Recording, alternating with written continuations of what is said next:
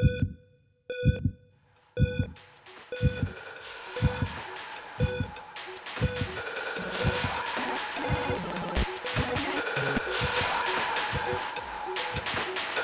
everyone, I'm Dr. Retro and this is my video game finds part 108.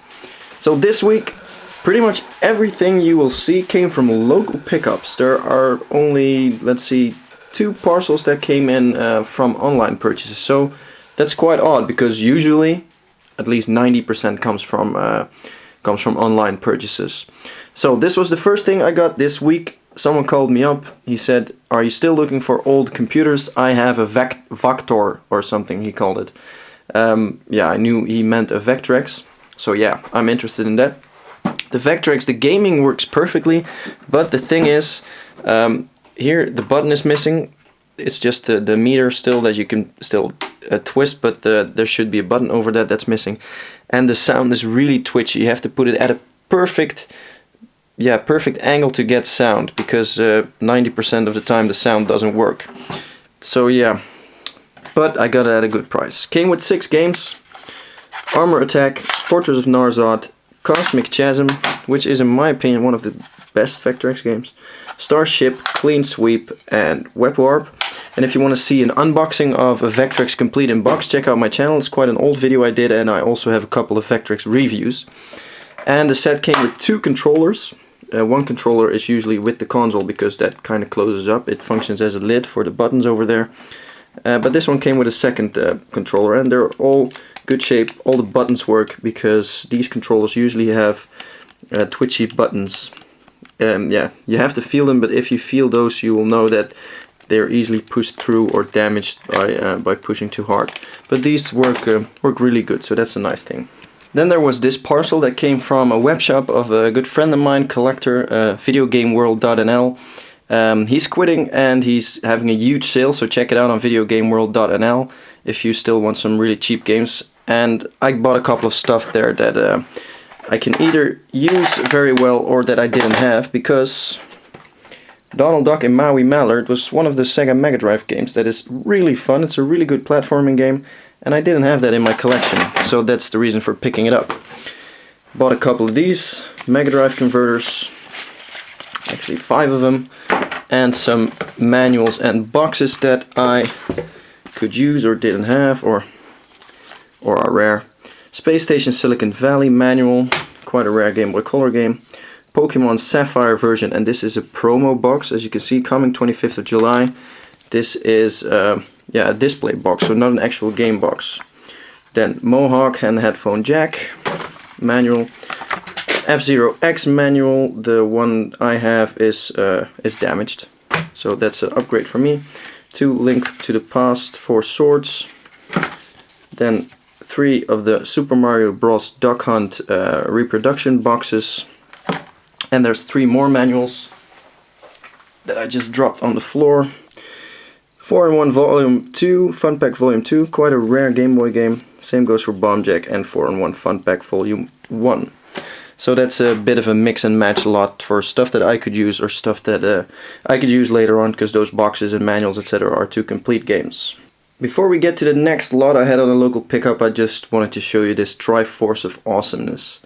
I had one in my collection, picked one up last week, picked one up this week, so I just had to create a Triforce with 3 Zelda limited edition Game Boy Advance SPs. And again, if you want to see the unboxing of this this beauty, go check the channel. There's a video there for from 1.5 years old, I think. So it's way down there, but just search for it.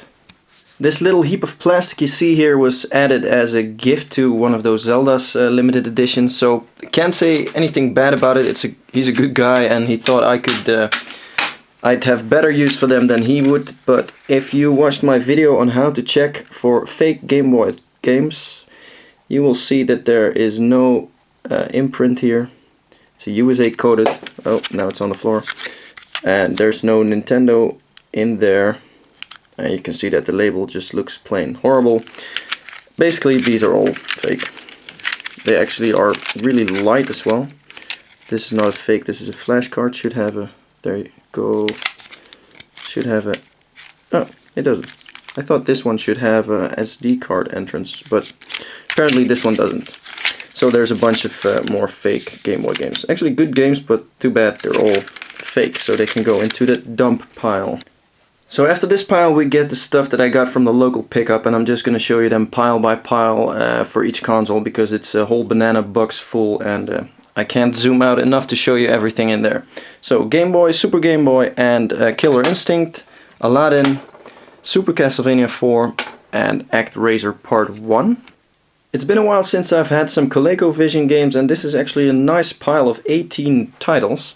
So here we have Pit Stop, Gorf, Buck Rogers something something, let's see, it's really small, Planet of Zoom, Burger Time, Mr. Do, Zaxxon, Smurf, and Ladybug, Donkey Kong, Sub-Rock, Looping, and another copy of Ladybug. Then we have Carnival. This says Cosmic Avenger in a really hard to read font. Another copy of Zaxxon, Pepper 2, Space Panic, and the last one is Getaway to Upshai. That last one was of course Gateway, not Getaway. Sorry for my bad English there. This is for the Nintendo 64. Formula 1 Pole Position 64, Top Gear Rally, Formula 1 World Grand Prix Part 2, Doom 64, Ridge Racer 64, Zelda Ocarina of Time, Turok 2, Seeds of Evil, Snowboard Kids, Extreme G, Shadow Gate 64, The Trials of the Four Towers, Star Wars Episode 1 Racer, really cool racing game, and the last one is Pokemon Stadium. These are some odds and ends from that same lot. Some Atari Lynx games, all cartridge only, Road Blasters, Pit Fighter, Warbirds, Rampage, Scrapyard Dog, Paperboy, and California games. Then there's one VTech game, and I never had one of these. These are educational games for kids, VTech Smile. It's a Dutch company that makes these. And I actually don't know what the games look like, but it's really basic. Of course, because it's for really little kids. It's for like 2 to 3, 4-year-olds. Sonic 2, Echo, and Urban Strike for the Sega Genesis and Mega Drive. And then some Game Gear games. Super Monaco GP Japanese version, Sonic Hedgehog 2, and Sonic and Tails. So this is a combo cartridge, Jungle Book, and Sonic the Hedgehog Part 1. Atari 2600 games, and unfortunately these are all really common. The real reason for me buying this lot you will see later, because at this point we haven't seen anything really rare or super valuable. Then Moon Patrol, Wizard of War, Pole Position and another Pole Position, Missile Command, Super Cobra, Missile Command, Robo Tank, Phoenix, Galaxian and Centipede, Mousetrap, Enduro, Blueprint, and that's a mystery. Desert Falcon, this is Base Attack, but it's a pirated version, and that upside down one is Asteroids. A set of Game Boy games, all Game Boy classics except one I believe. Jurassic Park, Solar Striker, or supposedly, Double Dragon Part 3, Quest for Camelot, Tetris, Dracula, Crazy Vampire, and Tennis. Then we have F1 Race, DuckTales, Desert Strike, Tetris, Miss Pac-Man, and The Punisher, which is somewhat a rare game. Actually, complete in box is quite rare and quite valuable. King of the Ring, Spider-Man, Croc Part 2, Spanky's Quest. I don't know this game, so for me I would say this is at least uncommon. Probably it could be worthless, but if I see this in a box of games I would pick this one out because I don't know it. DuckTales and Tamagotchi. Because like I said in one of my collecting tips videos, go for your gut feeling. If you think that a game looks obscure or you don't recognize it and you think you have quite some knowledge, pick it up. Just take the gamble. I've picked up stuff that was worth tons without me even knowing it.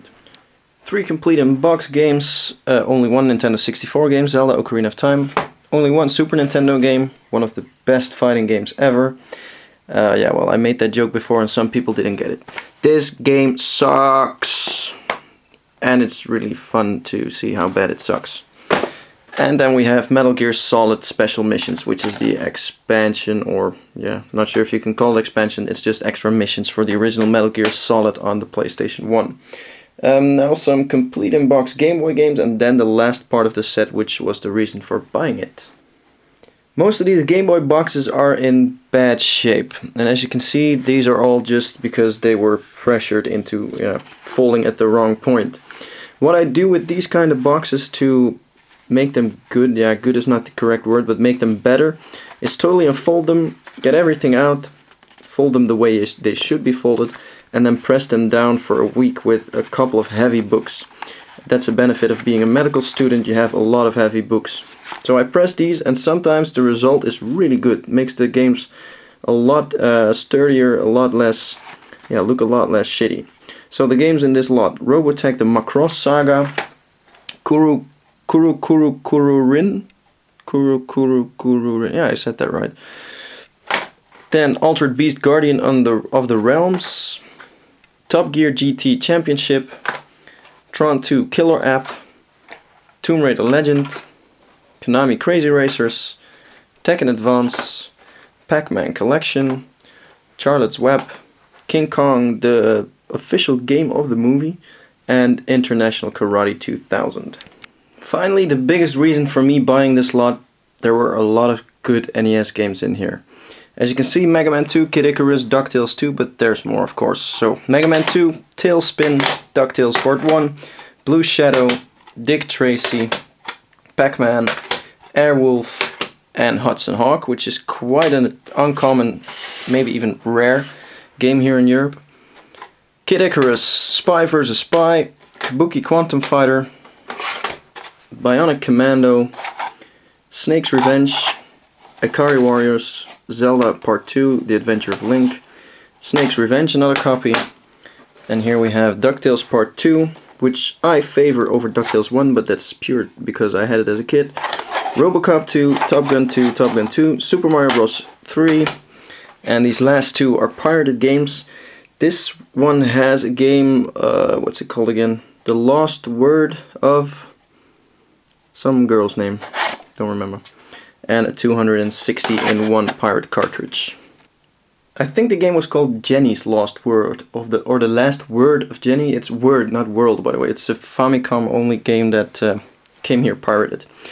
So, Indiana Jones and the Last Crusade, the action game. I already have the graphic adventure, and this is the action game as I just showed you, really up close. This is for my PC Big Box collection, and this takes me one step closer to having a full Indiana Jones set. And trust me, that is not an easy thing to do, because some of those Indiana Jones games are incredibly rare. I have a big box copy of the Temple of Doom, and that thing is just... I'm so lucky to have that. Try finding that, it's near impossible. And also Quest for Glory Anthology, which has the first 4 Quest for Anthology games. This is a complete in-box Double Dragon for the Sega Game Gear European version, and this is quite a rare game. I saw this, or actually I didn't see it. Someone sent me a link for the auction and said, hey, isn't this quite rare? And me hitting the buy it now button means yes. So this is Double Dragon, and now I have 3 more items to show you that will all end up in my collection, that I'm all really happy to have, and that are all Game Boy related, which is quite rare because I don't usually buy a lot of Game Boy games that I don't already have. But here we have, the first thing is the classic NES version of the Game Boy Advance SP complete in box. I've had the SP a couple of times, you've seen that in the videos, but I never had it complete in box. So now I can add this to the collection. This is only my second complete in box Game Boy Advance SP that I have in my collection. The first one you can guess. And if you can't, then just scroll back to the start of the video. 2 Game Boy games. First one is Kirby Star Stacker, which is a quite unknown Kirby game. I honestly didn't know it existed until a couple months back that I saw it at the Magic's Buttons. It's a puzzle game, and it features my favorite platforming hero. So I just had to have this to get my Game Boy collection for Kirby complete. And the last game I'm cleverly hiding now is something I've been looking for quite a while. Still need one more game to complete the set, but I'm really happy to have this one. Castlevania 2 Belmont Revenge for the original Game Boy. This is, of course, a Castlevania game, which makes it popular. Also had quite a limited release on the Game Boy. Yeah, add those together and you have a rare game that is usually quite expensive. I paid, I think, about 100 euros for it. It's quite up to the price, but I just really want those Castlevania games now, because history shows that Castlevania games do not get any cheaper. So that was it for this week. I hope you enjoyed watching this. If you did, check out my channel, like me on facebook.com/drretromd, and of course subscribe to the channel. Hope to see you again next time. Bye bye.